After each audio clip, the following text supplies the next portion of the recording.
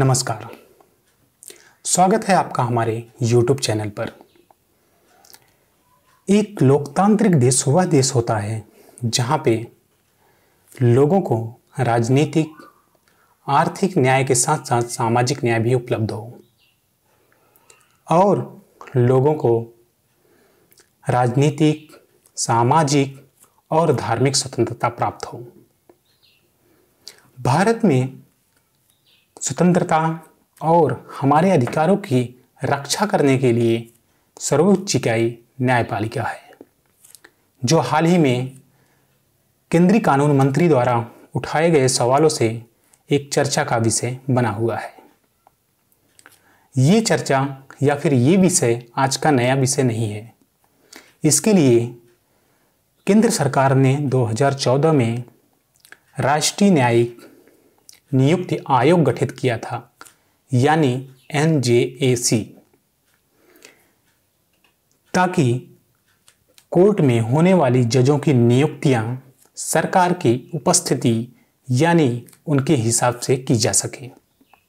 लेकिन कोर्ट ने एक ही साल बाद इस कानून को असंवैधानिक घोषित कर दिया और कहा कि यह न्यायपालिका के काम में हस्तक्षेप की नीति है, इससे न्यायपालिका का कार्य प्रभावित होगा।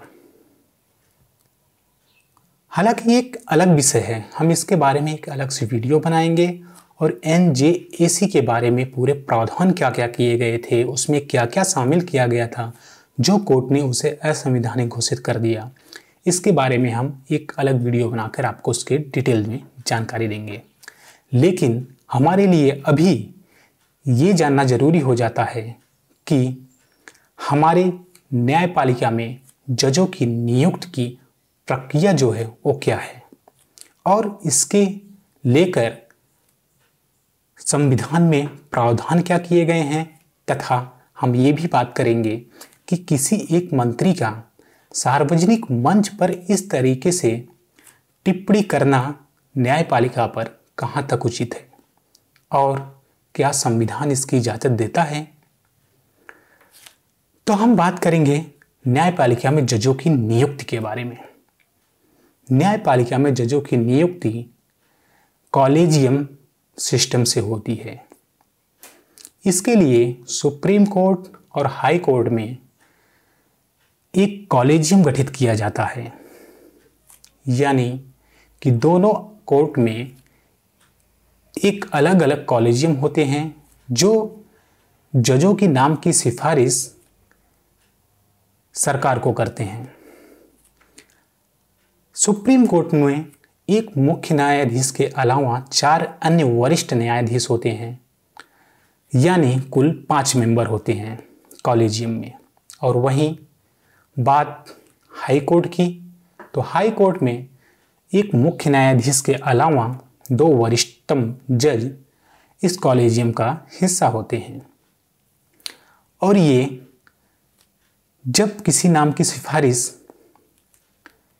चीफ जस्टिस और कॉलेजियम सरकार से करती है तो सरकार उस नाम को या फिर उस सिफारिश पर टिप्पणी कर सकती है, यानी कि उनसे डिटेल मांग सकती है कि आपने किस आधार पर ये नियुक्तियां या ये सिफारिश की है।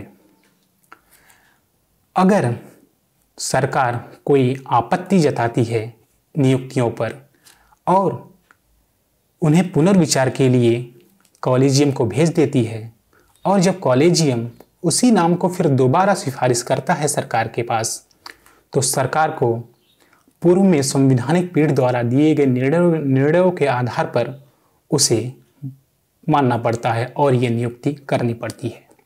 जब किसी वकील को प्रमोट करके जज बनाया जाता है तो वहाँ पे सिर्फ सरकार का काम इतना ही होता है कि गवर्नमेंट उस व्यक्ति की IB जांच करा सके, यानी इंटेलिजेंस ब्यूरो से जांच करा सके और ये डिसाइड करे और ये देखे कि कहीं वह व्यक्ति कोई सी आपराधिक या किसी दूसरी ऐसी कार्यों में संलिप्त तो नहीं है कि जिससे न्यायपालिका प्रभावित होगी। तो हम अब बात करेंगे इसके संवैधानिक प्रावधान। अभी तक हमने बात किया जो हमारे पूर्व के संवैधानिक पीठ के निर्णयों के आधार पर ये कॉलेजियम सिस्टम बना और अभी तक उसी प्रक्रिया दर प्रक्रिया ये चुनाव होता आया है। लेकिन इसके लिए हम संवैधानिक प्रावधान के बारे में भी जानते हैं।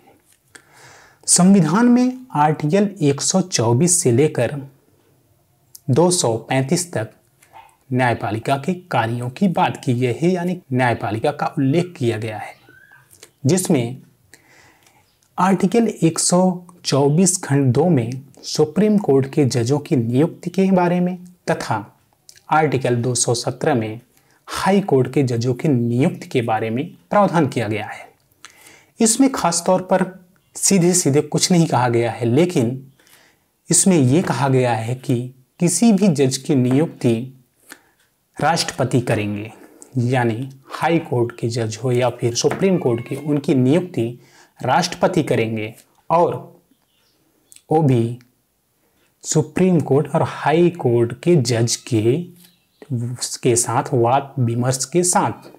यानी कि ऐसा नहीं है कि राष्ट्रपति किसी भी जज की नियुक्ति बिना जजों के साथ वाद और विमर्श के कर सकें। ये था संवैधानिक प्रावधान। संविधान में ऐसा कुछ खास उल्लेख नहीं किया गया है कि जजों की नियुक्ति इसी प्रक्रिया से की जाएगी। जब हम बात करते हैं कि एक मंत्री टिप्पणी करते हैं या फिर आरोप लगाते हैं, कहते हैं कि न्यायपालिका की जो जजों की नियुक्ति यानी जो कॉलेजियम सिस्टम है वो पारदर्शी नहीं है, और वो इस सार्वजनिक मंच पे कहना ये कहाँ तक उचित है। क्योंकि अगर कोई भी ऐसा मंत्री जो देश को चलाने या देश को आगे बढ़ाने के लिए उनको नियुक्त किया गया है, वो एक स्वतंत्र न्यायपालिका की जजों की नियुक्ति के बारे में सार्वजनिक मंच पर ऐसी टिप्पणी करेंगे तो जरूर ही लोगों के अंदर न्यायपालिका को लेकर कुछ न कुछ काम और उनके किए जा रहे निर्णयों पर उनका विश्वास कम हो सकता है। इसलिए न्यायपालिका के द्वारा किए गए कार्यों या फिर उनकी जो प्रक्रियाएं हैं, अगर उनसे सरकार संतुष्ट नहीं है तो उनके साथ बैठकर मीटिंग करनी चाहिए और उनको ये समझाना चाहिए कि हम इस तरीके से न्यायपालिका की प्रक्रिया को और भी पारदर्शी बना सकते हैं और हम लोगों को न्याय और भी दिलाने में सक्षम हो सकते हैं। बात आती है टिप्पणी की, तो टिप्पणी के लिए भी संविधान में प्रावधान किए गए हैं, लेकिन ये संविधान में प्रावधान आर्टिकल 19 खंड 1 में किए गए हैं, यानी कोई भी व्यक्ति बोलने के लिए स्वतंत्र होता है। इसलिए कानून मंत्री का ये टिप्पणी करना किसी कानून का उल्लंघन तो नहीं है, लेकिन कानून मंत्री को ये टिप्पणी एक सार्वजनिक मंच पर ना कर हम कोर्ट के साथ बैठकर कुछ बातें या फिर किसी से कानून को बनाने की कोशिश करें, जिससे हम न्यायपालिका को सुदृढ़ और अच्छी तरीके से हम बेहतर बना सकें। हमारे साथ जुड़े रहने के लिए आपका धन्यवाद।